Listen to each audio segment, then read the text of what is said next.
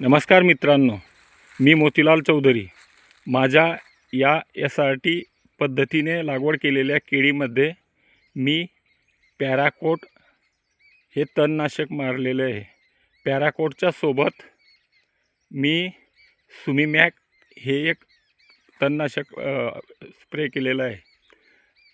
पॅराकोट हे 100 ml आणि सुमीमॅक हे 1 ml प्रति पंपाला हे वापरलेलं आहे. आपण बघू शकतात, बघा केळीची पण क्वालिटी बघू शकतात तुम्ही. आणि खालचे जे तण आहे पिवळं पडलेलं आहे. आता 1-2 दिवसानंतर हे सुकेल. बघा केळीसुद्धा व्यवस्थित आहे, काही प्रॉब्लेम नाही. आणि आजूबाजूला बघू शकता तुम्ही सर्व दूर हे तणनाशक पूर्ण पिवळं झालेलं आहे. मग इथे आपण प्रत्येक वेळी जर पाहिलं तर माझं आहे ना तणनाशक मारत नव्हतो. पारंपरिक पद्धतीने मी केळी लागवड करत होतो.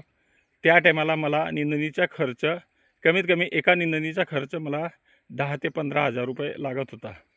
आता जवळजवळ मला केळी लागवड होऊन हे तिसरा महिना आहे.